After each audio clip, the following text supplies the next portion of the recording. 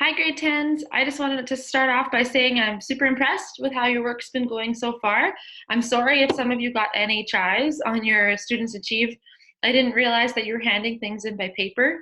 And so once I got them sent to me from the office, I was like, oh, they handed it in on time and it was so good. So I'll change all that today or it's probably already changed already because you're seeing this next week.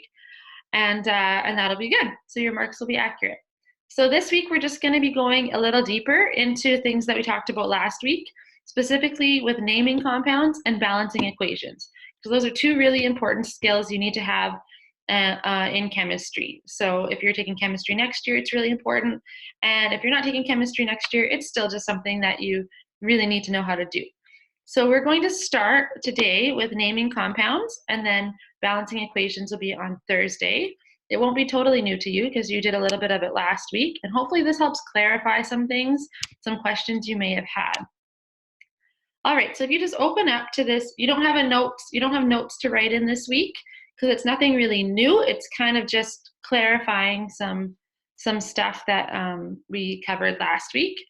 So open up to your naming compounds tutorial and worksheet. It looks like this. Hopefully you got it in color. And I'm just gonna kind of read it to you and work through it, the first couple questions with you. And then your homework will be to finish the rest of it and hand it in. So naming compounds. Since we use different methods in naming binary covalent, which are molecular compounds, and ionic compounds, the first step in naming or writing the formula of a compound is to determine which of the two compound classes it belongs to. So you need to first of all determine if something is molecular or ionic. Now, if you remember from last week, a compound is molecular if it's made of non-metals. So if you look at your periodic table, the only non-metals are in this kind of like dark blue. So that starts like carbon, nitrogen, oxygen, phosphorus, sulfur, selenium, all the way into our halogens and our noble gases. So these purples and these blues, not these turquoise ones, those are all metals, and hydrogen, okay? So those are all the non-metals that can make molecular compounds. All the other ones are metals or metalloids. They're all metals. And so those are gonna make ionic compounds. So your first step is to decide, is something molecular or is it ionic?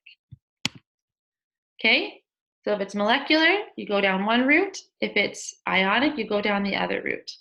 So just like I said, a molecular or a binary covalent compound, that's just another word for molecular, will contain only two types of non-metal elements. There may be more than one of each element. For example, CO2, which you're very familiar with, carbon dioxide, contains two elements, carbon, which is the C, and oxygen, which is the O. Now, we will be discussing naming covalent compounds that contain more than two types of elements like glucose in later in chapters. And you know what, we probably won't, because I think we'll probably just stop here with naming compounds.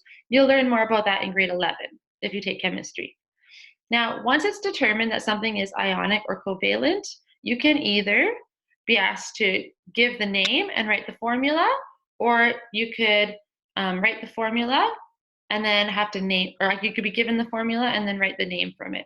So I expect you, and I think last week you had to do that where I gave you the name and you kind of had to figure out the formula, and then, or you're given the formula and you have to write the name. So we're going to practice doing that today.